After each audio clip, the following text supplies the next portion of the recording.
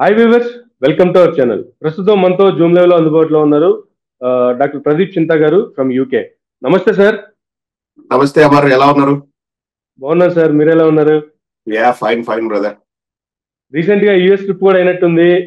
ఏంటి అసలు లండన్ లో కావచ్చు, యుఎస్ లో కావచ్చు, వైఎస్ఆర్సీపీ కార్యకర్తలు లేదంటే అక్కడ ఉన్నటువంటి తెలుగు వారు ఆంధ్రప్రదేశ్ రాష్ట్రంలో జరుగుతున్నటువంటి లడ్డు వివాదానికి సంబంధించి అక్కడి ప్రజల మనోగతం ఏంది, తెలుగు వారి మనోగతం ఏంది, ముఖ్యంగా వెంకటేశ్వర స్వామి భక్తుల మనోగతం ఏంటంటే ఏం చెప్తారు సార్?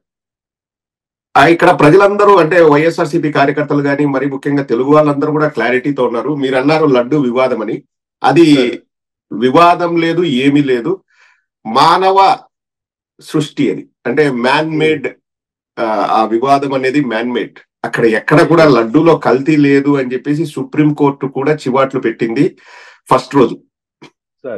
ఆధారాలే లేవు అని అందరికీ తెలుసు. ఇది లేని సమస్యని సృష్టించి దాని ద్వారా రాజకీయ లబ్ధి పొందుదామన్న ఏకైక దురుద్దేశం, దురాశ తప్పితే అందులో ఎటువంటి వాస్తవం లేదన్నది ప్రజలందరూ కూడా క్లారిటీగా తెలుసు.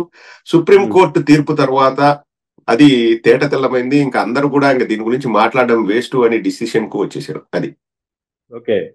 అయితే అసలు ఆంధ్ర రాష్ట్రంలో ఇది ఓకే మ్యాన్ మేడ్ క్రియేషన్ అనుకుందాము. ఎందుకు అసలు ఈ వివాదాన్ని ఈ రకంగా తెర మీద తీసుకురావాల్సిన అవసరం అధికార పార్టీకి ఏమొచ్చిందంటే, రాజకీయంగా ఎదుర్కోవడానికి చాలా ఇష్యూస్ ఉంటాయి, కానీ ఒక రకమైనటువంటి అభద్రతా భావానికి లోనయ్యేటట్లుగా ప్రపంచంలో ఉన్నటువంటి భక్తుల మనోభావాలు దెబ్బతినేటట్లుగా ఇటువంటి కామెంట్లు చేయటం వెనక అసలు కూటమి యొక్క దృష్టి ఏంది, లేకపోతే వాళ్ళ ఉద్దేశం ఏంటంటే ఏం చెప్తారు సార్?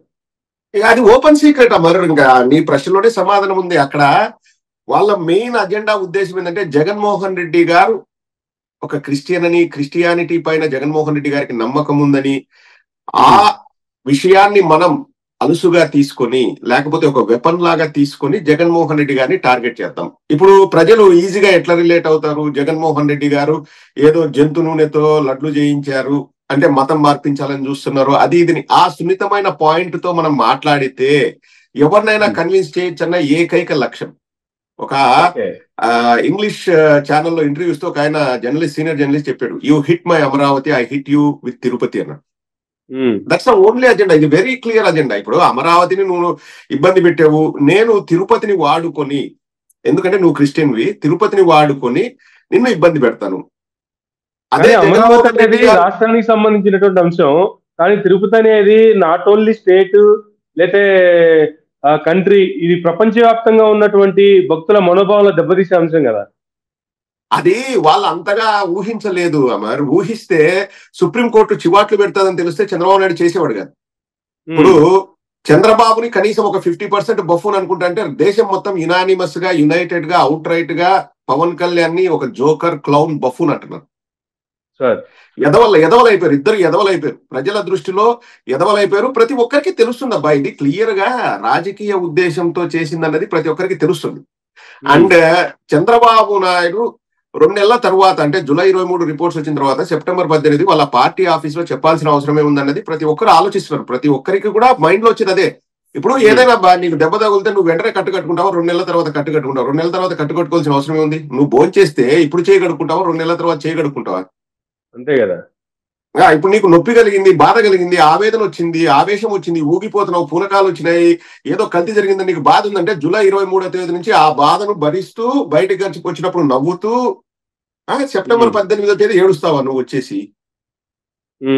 అసలు ఇంకోటి కూడా మనం గమనించాల్సింది ఏంటంటే, మన వైఎస్ఆర్ కాంగ్రెస్ పార్టీ వాళ్ళు కూడా నేను కోరేది ఏంటంటే, హైలైట్ చేయాల్సింది, ఫస్ట్ రోజు సెప్టెంబర్ 18వ తేదీ చంద్రబాబు నాయుడు ఏం చెప్పాడు క్లియర్ గా, నెయ్యికి బదులు జంతు నూనె వాడారు, నెయ్యికి బదులు అన్నాడు. అవునా కదా? అది రికార్డింగ్ ఉంది. నెయ్యికి బదులు అంటే ఇప్పుడు 100 కేజీల నెయ్యికి బదులు 100 కేజీల జంతు నూనె, 1000 కేజీల నెయ్యికి బదులు 1000 కేజీల జంతు నూనె, 10 లక్షల కేజీల నెయ్యికి బదులు 10 లక్షల కేజీల జంతు నూనె. అంతే కదండి? నెయ్యికి బదులు, నెయ్యిలో జంతు నూనె అనలేదు, నెయ్యికి బదులు అన్నాడు. ఇప్పుడు అక్కడే అతను తప్పు చెప్పాడని అర్థమైపోతుంది. సో ఎన్డీడీబీ వాళ్ళు ఇచ్చిన రిపోర్ట్ లో కూడా 99.6% మిల్క్ ఫ్యాట్ అని ఉంది. సస్పీషియస్ గా ఉంది, మాకు ట్రేసెస్ ఆఫ్ యానిమల్ ఫ్యాట్ గానీ లార్డ్ గానీ అది ఉండే అవకాశం ఉండొచ్చు, సస్పీషియస్ గా ఉంది అని చెప్పారు. కానీ చంద్రబాబు నాయుడు సెప్టెంబర్ 18వ తేదీ ఏం చెప్పాడు? నెయ్యికి బదులు జంతు నూనె వాడారు అన్నారు. అక్కడే తెలిసిపోవడం లేదా మరి డొల్లతనము? ఏం లేదు, కేవలం జగన్మోహన్ రెడ్డి గారిని ఇరుకుని పెట్టడానికి ఇది ఫస్ట్ టైం కాదు. తిరుమలను వాడుకోవడంలో ఇది ఫస్ట్ టైం కాదు. తిరుమలలో ఇంతకుముందు ఒక కరెంటు పోలో ఏదో కనిపిస్తే అక్కడ సిలువ వెలిసింది అని చెప్పేసి మనం అధికారంలో, అంటే మా వైఎస్ఆర్ కాంగ్రెస్ పార్టీ అధికారంలో ఉన్నప్పుడు గోల్ చేశాం, ఇప్పుడు గోల చేశాం. ఎంత దారుణం అంటే తెలుగుదేశం వల్ల నేను క్లియర్ గా ఒక 3 ఎగ్జాంపుల్స్ చెప్తాను. అమర్, రథం ఇంతకు ముందు అంతర్వేదిలో కదా రథం కాలిపోయింది. అప్పుడు వైఎస్ఆర్ కాంగ్రెస్ పార్టీ వాళ్ళే తప్పు చేసాడు, అప్పుడు మేము అధికారంలో ఉన్నాం. ఇప్పుడు అనంతపురంలో రథం కాలితే ఇది మళ్ళీ వైఎస్ఆర్సీపీ వాళ్ళే తప్పు చేసినట్టు వాళ్ళ ప్రకారం. ప్రకాశం బ్యారేజ్ దగ్గరికి గత ప్రభుత్వం, మా ప్రభుత్వం ఉన్నప్పుడు బోటు కొట్టుకొని వచ్చినా గానీ జగన్మోహన్ రెడ్డి గారే తప్పు చేశారు. ఈసారి బోటు కొట్టుకొని వచ్చినా గానీ జగన్మోహన్ రెడ్డి గారే తప్పు చేశాడు. అన్నారా లేదా? ఇంతకు ముందు వాళ్ళ ప్రతిపక్షంలో, మేము అధికార పక్షంలో తిరుమలలో ఏదో ఒక కరెంటు పోల్ చూపించి అన్యమత ప్రచారాలు జరుగుతాయని అప్పుడు మా మీద బురద జల్లుతారు, ఇప్పుడు మా మీద బురద జల్లుతారు. ఇంకా ప్రతిదాన్ని రాజకీయానికి వాడుకుంటున్నది ఎవరు? ఇక్కడ క్లియర్ గా జగన్మోహన్ రెడ్డి గారి 5 ఏళ్ల హయాంలో నేను ఓపెన్ ఛాలెంజ్ గుండెల మీద చేసుకొని గర్వంగా దమ్ము ధైర్యంతో నేను చెప్పగలను, ఒక్క రోజైనా మత ప్రస్తావన వచ్చిందా? జగన్మోహన్ రెడ్డి గారు తనంతకు తానుగా మత ప్రస్తావన తీసుకొచ్చారా? మతాలతో రాజకీయాలు చేశారా? ఈ రోజుకి కూడా జగన్మోహన్ రెడ్డి గారు ఓపెన్ గా చెప్తున్నారు సిబిఐ ఎంక్వైరీ ఏంటి, అడిగింది మేము, సిబిఐ ఎంక్వైరీ ఏమని అడిగింది మేము, మా పార్టీ. కాబట్టి ఇది మా పార్టీ విజయం. నిన్న సుప్రీంకోర్టు వాళ్ళు సిబిఐ డైరెక్టర్ ఆధ్వర్యంలో సిట్ వేసాం, మేము అడిగాం. సో మా విజయం ఇది. దమ్ముదయం ఉంటే సిబిఐ ఎంక్వైరీ వేసి నిజాలు నీకు తెలుసండి. నీకు తెలుసడానికి కూడా ఏమీ లేదా, మరి అసలు లేని విషయాన్ని సృష్టించి క్లియర్ గా ఇప్పుడు అమర్ నీకు ఒక మిల్క్ ఫ్యాక్టరీ ఉంది, నాకు ఒక మిల్క్ ఫ్యాక్టరీ ఉంది. ఒక 4 ఏళ్ళ 5 ఏళ్ళలో మనం మిల్క్ అంటే పాలను ఉత్పత్తి చేసాము, అలాగే నెయ్యిని ఉత్పత్తి చేసాము, మజ్జిగ ఉత్పత్తి చేసాము అనుకోండి. మనం ట్యాక్స్ పేయర్స్, మన దగ్గర ఇన్ని టన్నులు మనం అమ్మినట్లు మన దగ్గర రికార్డ్స్ ఉన్నాయి. సో ఇవన్నీ క్వాలిఫికేషన్ క్రైటీరియాస్. అంటే నువ్వు ఎక్కడికి తిరుమలకి నెయ్యి సప్లై చేయడానికి క్వాలిఫికేషన్ క్రైటీరియాస్ ఉంటాయి.